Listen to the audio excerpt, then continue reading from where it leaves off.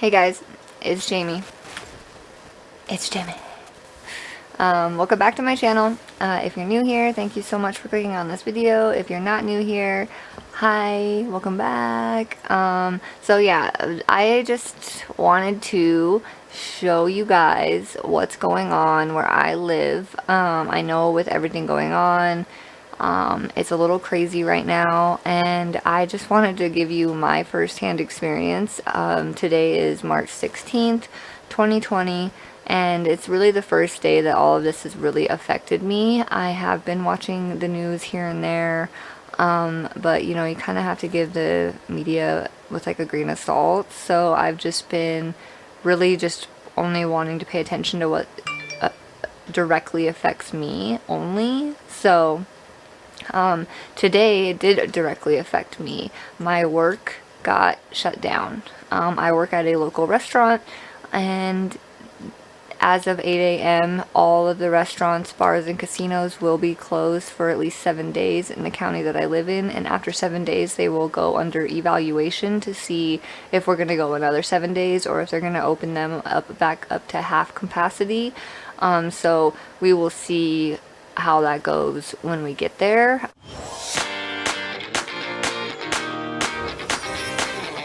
I wanted to read to you guys the paper it's an article online about the bars, restaurants closing. It says, all bars, brew pubs, wineries, and casinos in Yellowstone County have been ordered to close beginning Tuesday morning in order to help stem the spread of the new coronavirus. John Felton, CEO of the Riverstone Health, announced the decision on Monday, which is today. He said the closures are scheduled to last 1 week, but that timeline could change as officials learn more about how widespread the coronavirus is locally.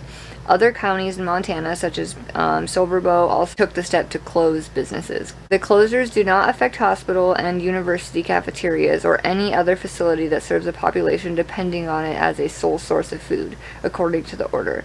The closures are to begin at 8 a.m. Tuesday, which is tomorrow. Felton said that the current threat to public health is truly unprecedented. We have had threats of pandemic disease in the past, he said.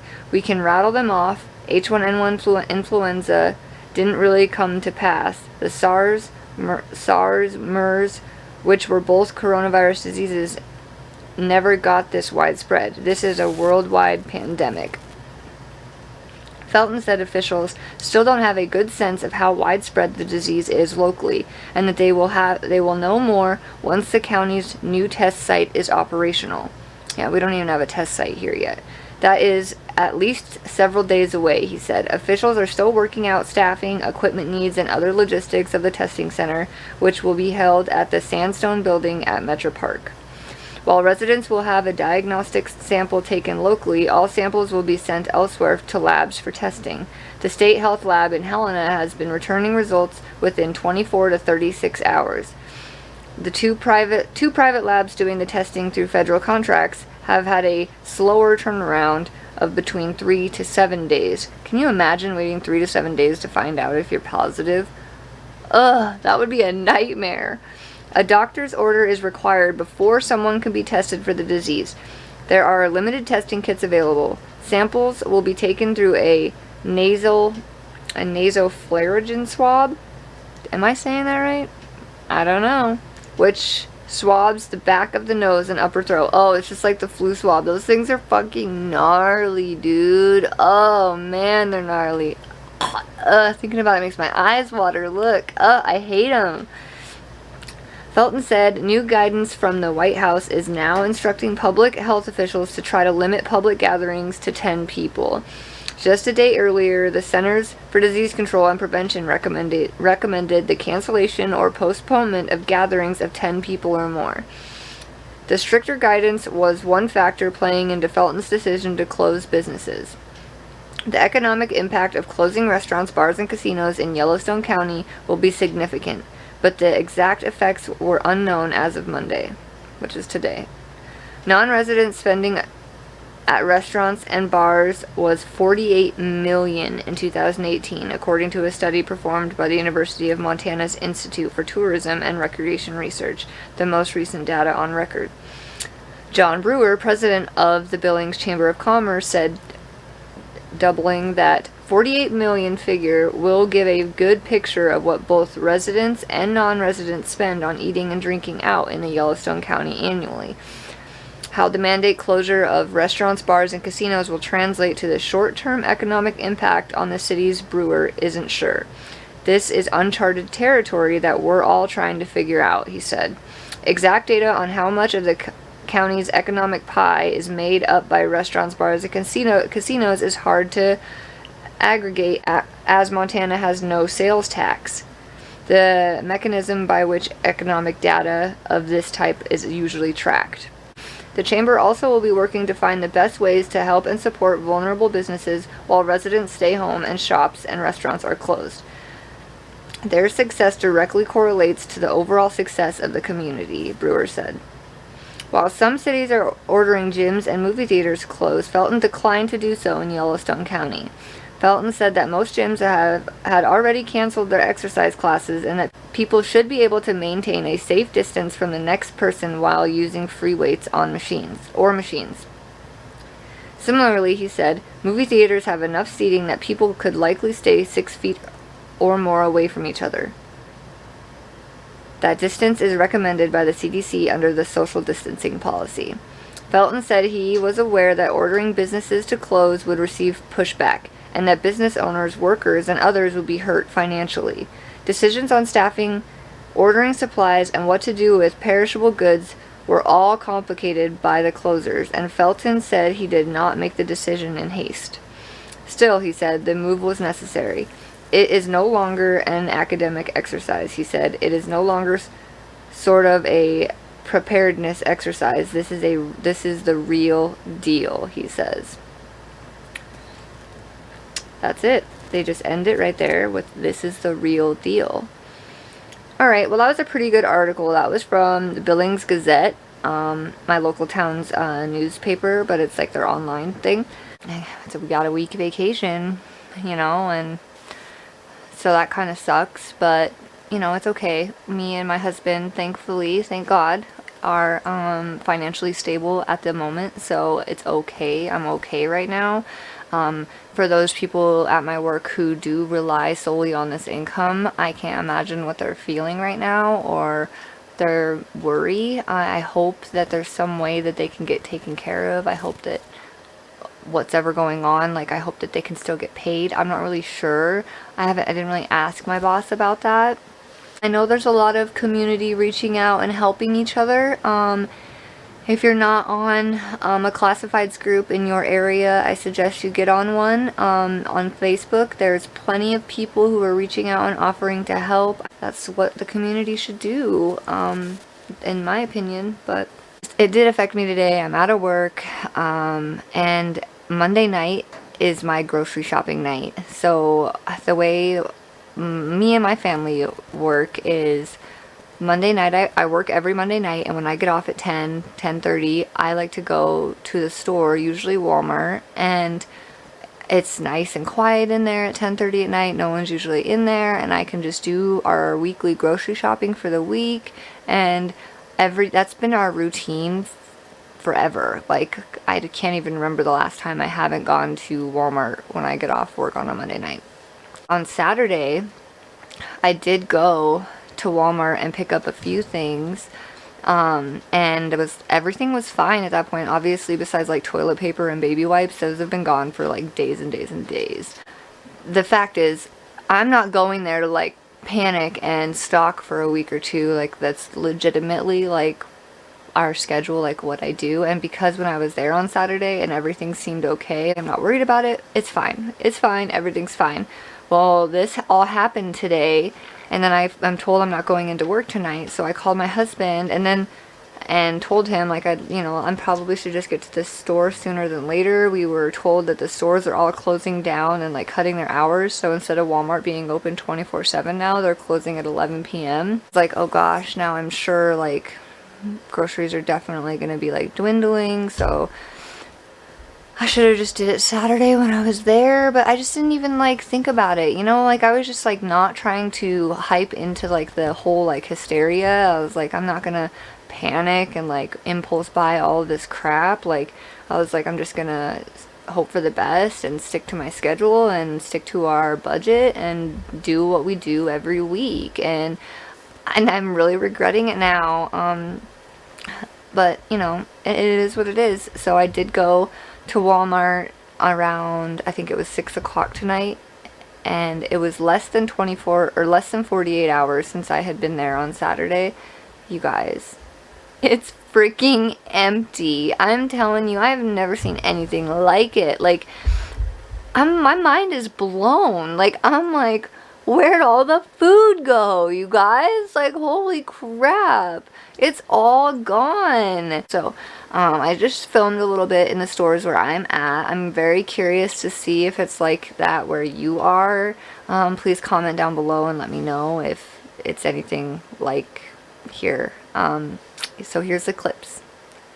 Go see if there's anything in here that I can get for the week. There's no potatoes, no onions. I'm gonna have to go to Albertsons. There's not a lot. There's some steaks. That's about it, dude. It's empty. All the chicken nuggets are gone. All this frozen stuff is gone. All these aisles are gone. Breakfast sausages, stuff like that, it's all gone. There's nothing. No cheese. No creamers. No milk. Got some like heavy whipping cream. That's about it. There's no juices. Nothing. There's no eggs. There's no, like, there's nothing. There's like literally nothing here. You guys haven't even seen the half of it yet. It only gets worse. No eggs at all. I'm gonna have to go to Albertsons. This sucks. Ooh, they got chicken and a biscuit. I'll get some chicken and a biscuit. Don't mind if I do. Really all I've been able to get is, this is the only creamer they had. Some onions, some fresh fruit, some muffins, some fresh vegetables, Go-Gurts, and a pot roast kit, except like the only thing I could find. They got chips. Ooh, they got chocolate milk.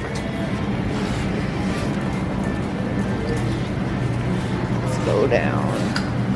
Oh, they got poppin' chips galore. They got cookies. Not a lot of crackers. They got no cereal. I mean, people really think they're gonna live off cereal? I don't understand it. There's like no oatmeal left. They got a few little cereals over here. They had literally one box left of my husband's favorite cereal. That's it. I mean, that's just crazy.